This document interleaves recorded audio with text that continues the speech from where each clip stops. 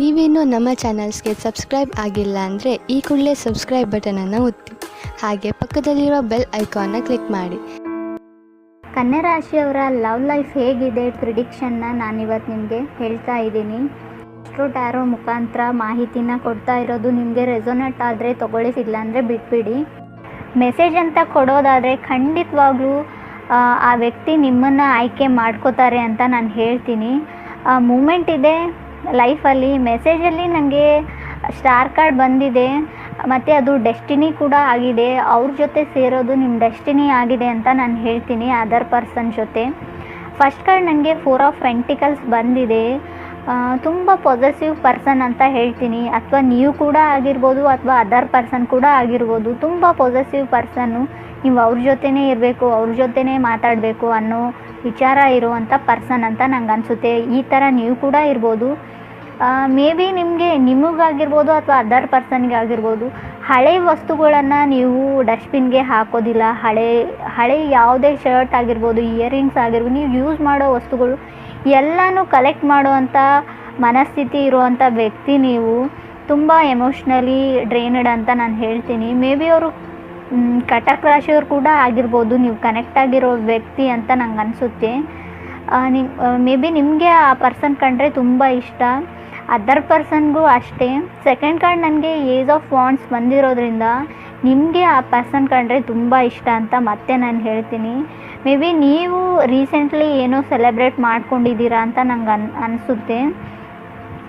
ನೀವಾಗಿರ್ಬೋದು ಅಥವಾ other person ಆಗಿರ್ಬೋದು, ತುಂಬ ರಿಸರ್ವ್ ಕ್ಯಾಟಗರಿಯಲ್ಲಿ ಬರುವಂಥ, ಮೇ ಬಿ ನೀವು ತುಂಬ ರಿಸರ್ವ್ಡ್ ಇರ್ತೀರ, ಯಾರ ಜೊತೆನೂ ಜಾಸ್ತಿ ಮಾತಾಡೋಲ್ಲ, ಬೆರೆಯಲ್ಲ. ನೀವಾಗಿರ್ಬೋದು ಅಥವಾ ಅದರ್ ಪರ್ಸನ್ ಆಗಿರ್ಬೋದು ಅಂತ ಅನಿಸುತ್ತೆ. ತುಂಬ ರಿಸರ್ವ್ ಆಗಿರುವಂಥ ವ್ಯಕ್ತಿ.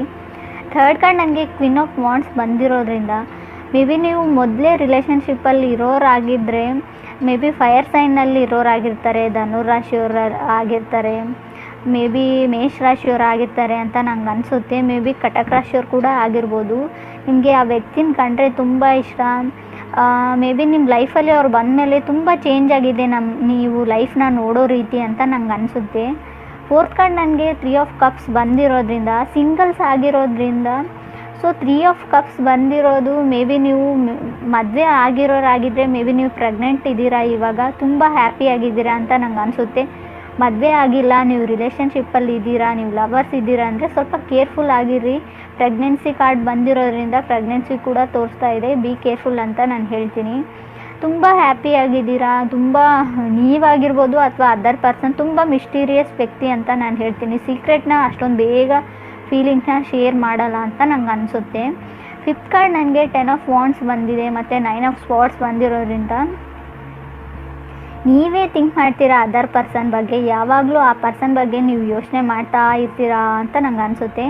ಸಿಕ್ಸ್ ಕಾರ್ಡ್ ನನಗೆ 4 ಆಫ್ ಕಪ್ಸ್ ಬಂದಿರೋದ್ರಿಂದ ಮೇ ಬಿ ಸಿಂಗಲ್ಸ್ ಆಗಿರ್ಬೋದು ಅಥವಾ ರಿಲೇಷನ್ಶಿಪ್ಪಲ್ಲಿ ಇರೋರಾಗಿರ್ಬೋದು.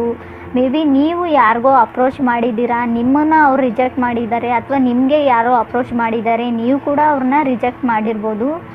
ಬಟ್ ನಿಮಗೆ ಆ ಪರ್ಸನ್ ಕಂಡ್ರೆ ತುಂಬ ಇಷ್ಟ, ನಿಮಗೆ ಅವರೇ ಬೇಕು ಅಂತ ನಂಗೆ ಅನ್ನಿಸುತ್ತೆ ಕಾರ್ಡಲ್ಲಿ. ನಿಮಗೆ ತುಂಬ ಆಪ್ಷನ್ ಇದೆ, ಬಟ್ ನಿಮಗೆ ಅನಿಸೋ ಪ್ರಕಾರ ಅವ್ರ ಥರ ಯಾರೂ ಇಲ್ಲ ನಿಮಗೆ. ಮೇ ಬಿ ಅವರು ನಿಮ್ಮ ರಾಶಿಯವರೇ ಆಗಿರ್ತಾರೆ ಅನ್ಕೋತೀನಿ ನಾನು, ಸಿಂಹ ರಾಶಿಯವ್ರು ಕೂಡ ಆಗಿರ್ಬೋದು. ಮತ್ತು ತುಂಬ ಅನ್ಡಿಫೈನ್ಡ್ ಕನೆಕ್ಷನ್ ಇದೆ. ಮೇ ಬಿ ನೀವು ರಿಲೇಷನ್ಶಿಪ್ಪಲ್ಲಿ ಇರೋರಾಗಿರ್ಬೋದು ಅಥವಾ ಸಿಂಗಲ್ಸ್ ಆಗಿರೋರಾಗಿರ್ಬೋದು. ನೀವು ಅಪ್ರೋಚ್ ಮಾಡಿಲ್ಲ ಅವರಿಗೆ, ಬಟ್ ನಿಮಗೆ ಸೈಲೆಂಟ್ ಅಗ್ರಿಮೆಂಟ್ ಇದೆ. ನಿಮ್ಮ ಕಣ್ಗಳು ಮಾತಾಡುತ್ತೆ. ಅದರ್ ಪರ್ಸನ್ನ ನೀವು ತುಂಬ ಚೆನ್ನಾಗಿ ಅಂಡರ್ಸ್ಟ್ಯಾಂಡ್ ಮಾಡ್ಕೊಂಡಿದ್ದೀರಾ, ಅವ್ರು ಯಾರಂತ ಕೂಡ ಗೊತ್ತು. ನಿಮ್ಮನ್ನು ಅವ್ರು ಕೂಡ ತುಂಬ ಅಂಡರ್ಸ್ಟ್ಯಾಂಡಿಂಗ್ ಮಾಡ್ಕೊಂಡಿದ್ದಾರೆ ಕೆಲವರಿಗೆ, ಇದು ನಾನು ಹೇಳೋದು.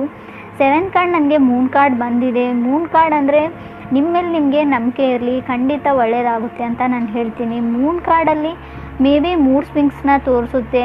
ತುಂಬ ಆ ಕಡೆ ಈ ಕಡೆ ಆಗೋವಂಥ ವ್ಯಕ್ತಿ, ಅಪ್ ಆ್ಯಂಡ್ ಡೌನ್ಸ್ ಕೂಡ ಇದೆ ಲೈಫಲ್ಲಿ. ಅವ್ರು ಕಂಡ್ರೆ ನಿಮಗೆ ತುಂಬ ಇಷ್ಟ ಅಂತ ನನಗೆ ಕಾರ್ಡಲ್ಲಿ ತೋರಿಸ್ತಾ ಇದೆ.